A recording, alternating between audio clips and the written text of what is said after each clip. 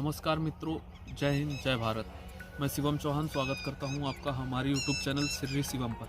आज हम बात करने वाले हैं रामायण के ऊपर। कैसे हमारे राम को शूद्र विरोधी और स्त्री विरोधी दिखाने की कोशिश की गई है कि इनको कहा जाता है कि इन्होंने शंभुक का वध किया, सीता जी का निर्वासन किया। इस पर आज विस्तार पूर्वक चर्चा करेंगे।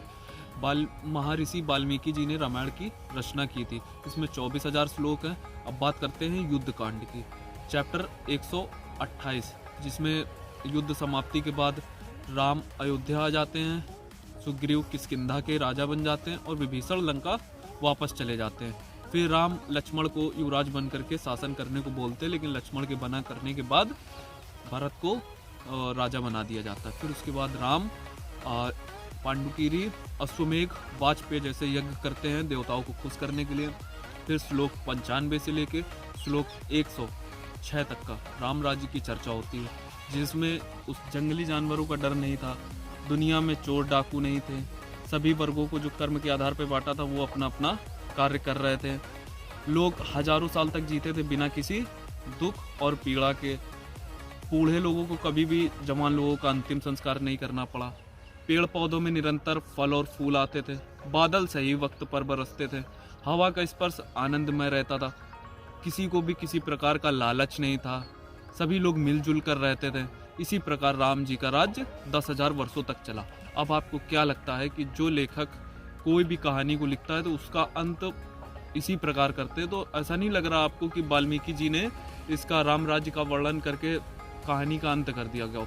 लेकिन फिर इसके बाद एक खंड आता है जिसको फलश्रुति कहते हैं, जिसमें ये बताया गया है कि आपको रामायण सुनने के क्या क्या फायदे हैं। जिसमें श्लोक 125 में लिखा है कि यह रामायण सभी लोगों को सुनना चाहिए। इससे आपकी बुद्धिमत्ता, दीर्घायु, सेहत, प्रसिद्धि, होशियारी, भाईचारा, कल्याण प्राप्त होता है।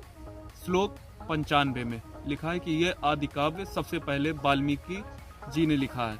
अब आपको क्या लग रहा है कि वाल्मीकि जी इतना कहानी का एक तरह से एंड करके फिर इसके आगे लिखेंगे?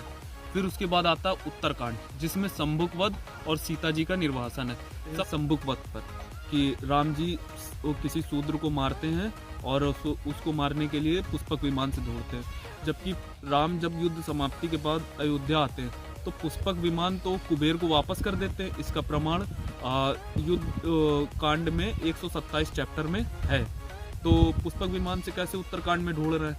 और दूसरी चीज कि जब वाल्मीकि रामायण में राम राज्य की चर्चा करते समय वाल्मीकि जी बता चुके हैं कभी भी बूढ़े लोगों को, जवान लोगों का अंतिम संस्कार नहीं करना पड़ा, लोग हजारों साल तक जीते थे। तो ये कैसे हो सकता है? फिर उत्तरकांड में ये भी देखने को मिलता है कि ऋषि मुनि और देवता लोग यज्ञ करते थे तो रावण या उनके काफी सारे राक्षस यज्ञ को बर्बाद कर देते थे। इसलिए कुबेर ने लंका भेजा अपने दूत को कि जाकर उनको समझा के आए। तो जब वो दूत लंका गया तो सबसे पहले वो विभीषण से मिला। विभीषण रावण के पास लेके गया और रावण ने उस दूत को मार दिया। ये सब सीता के अपहरण के पहले की बात है। सीता अपहरण के बाद वाल्मीकि रामायण में राम जी अंगद को और हनुमान जी को दूत के रूप में भेजते हैं। हनुमान जी राक्षसों का सामर्थ्य जानने के लिए उनको थोड़ा सा परेशान करते हैं। फिर उसके बाद उनको बंदी बना करके दरबार में रावण के सामने लाया जाता। फिर रावण विभीषण से पूछते हैं कि अब इनको कौन सी सजा दी जाए।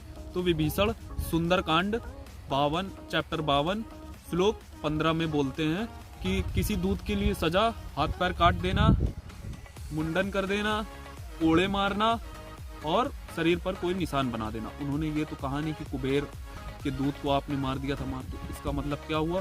तो उत्तरकांड गलत है पीछे वाले 6 कांडों से। अब आते हैं सीता जी के निर्वासन के ऊपर कि सीता जी को वन भेज दिया राम जी ने। इस बात तो आपको वाल्मीकि रामायण के अनुसार जब राम जी को वनवास के लिए बोला गया था तब सीता जी काफ़ी विलाप करने लगी थी और बोली कि हमें भी आपके साथ जाना है। लेकिन राम जी के काफ़ी समझाने के बाद जब सीता जी नहीं मानती हैं तब राम जी उनको भी अपने साथ वन ले जाने का उपक्रम करते हैं।